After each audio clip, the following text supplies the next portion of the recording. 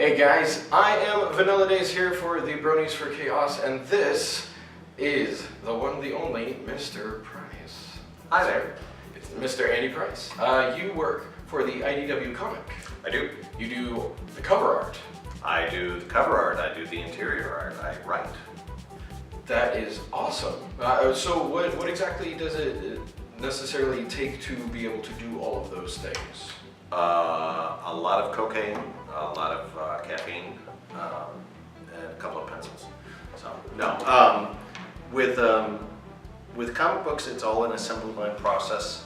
Typically, there is one person that does the writing. Then that goes, to the person that does the artist, the person that does the pencils. Then that would go out to the person that does the inks, the person that does the colors, lettering, to print, etc. For us, with me at least, I do my own penciling and my own inking, so that all stays with me.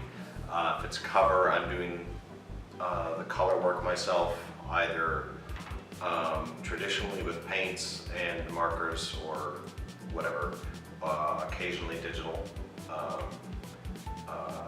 like that, and then it goes from there to the rest of the assembly line product to coloring and inking or coloring and lettering and all of that. For sure. Now you've been with the comic books the entire run Since issue 1. And the new comic that's supposed to tie into season 7 just released a couple days ago. Mm-hmm. So what was your hand in that? What was that? Not a thing. Really? No. I don't do every comic. Okay. I just don't have the time. Also, we have what, 3 titles going. We've had miniseries. That's just too much for one person. So we have a group. It's myself, Tony Fleece, Brenda Hickey, Agnes Garbowski. We all kind of hand off from one to another. That book is starting with Brenda Hickey, and what I've seen of it so far is just great. Her artwork is wonderful. Awesome. So you said you didn't necessarily have a hand in that, but do you know how it ties into season 7? I Can am you not even giving say? Spoilers. Okay. I don't do that. It's Oh, not my kind of thing. No, absolutely. We're done. We're done. No more. That's it. We're done. All right. Cool. Bloodletting session. Yeah. No. While that was going on, we were finishing up. We ended Friends Forever. Mm-hmm. It wasn't that it wasn't doing well or anything. It was basically there's only so much room for so many comic books within publication. So to make a new one, we had to take one away. And I wrote and drew the last issue of that. It's the first time I've written an issue in many, many years. First time I've written for Ponies. So that book is all mine. And I was doing that while they were doing the new book. For sure. And you said you hadn't written for many, many years, and it was the first time. One time. First time for Ponies that I've written.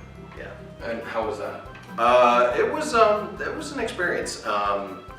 The book went through a lot of changes because the story that I wrote ended up being very similar to an episode coming up for late in the season.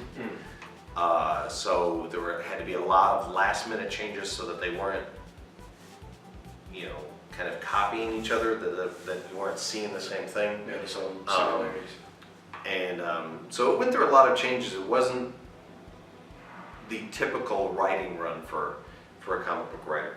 That's another thing, is we have another hand in play in comics, in doing the licensed comics, is every step has to go through licensing at Hasbro to make sure that it works with what they want to see. Yeah.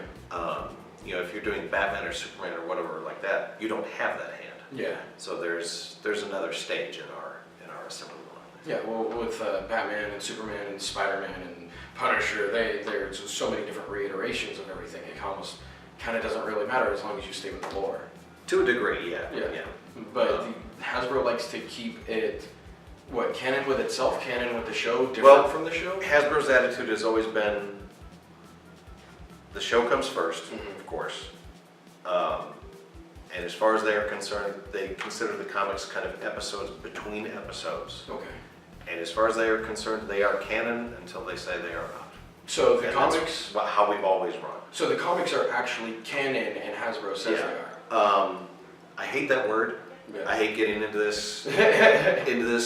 Canon is what the viewer, the reader wants it to be. Okay. I mean, it really is. Okay. There's, like, for example, if you're a Star Trek fan, Yeah. a lot of Star Trek fans do not like Star Trek V.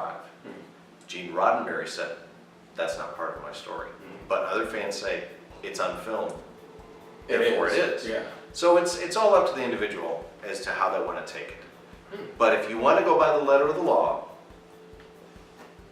if it matters to you, the comics are considered canon until the show says they're not.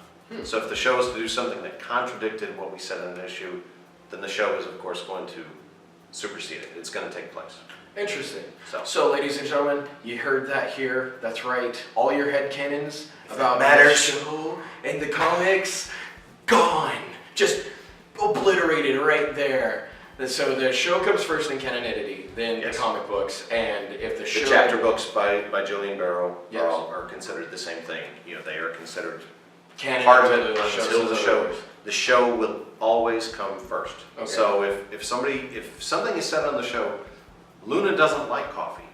Well, in this issue, we said she does like coffee, and you know, if that's going to make somebody's brain hemorrhage, just take with a grain of salt that first off, these are fictional characters, but second, whatever the show says always comes first. Alrighty, now here's a fun little portion of all of this. We've got a bunch of bits right here, just, you know, chill. But random questions, what do you think? Striped shirts, plain shirts, like button-up shirts? I'm an out of shape cartoonist, so stripes don't work on me. No, not even horizontal or No.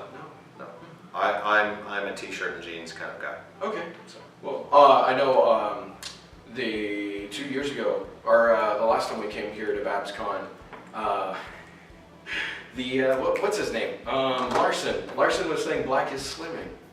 Do you wear black? I'm white. Okay. Red color? Is this? I mean, can you take? Yeah. I don't know. That's Johnny Cash. Well, he's dead. I'm sorry. Oh, he is dead. Well, I mean, that was a ring of fire. You ran through. A horrible buzz. So, boxers or briefs?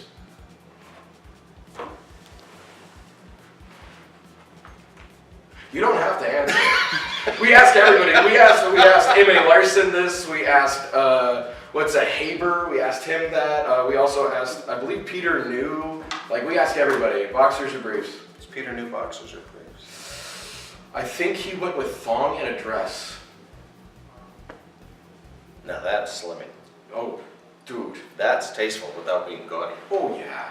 So, alrighty. Well, thank you very much for for letting us interview you, Mr. Andy Price. Ladies and gentlemen, once again, Andy Price, amazing guy. This has been Vanilla Daze for the Bronies for Chaos. You like us, subscribe, like it, comment down below anything you think we should have asked Andy, and maybe we'll be able to talk to him later about it. Deuces. Bye. Got legs.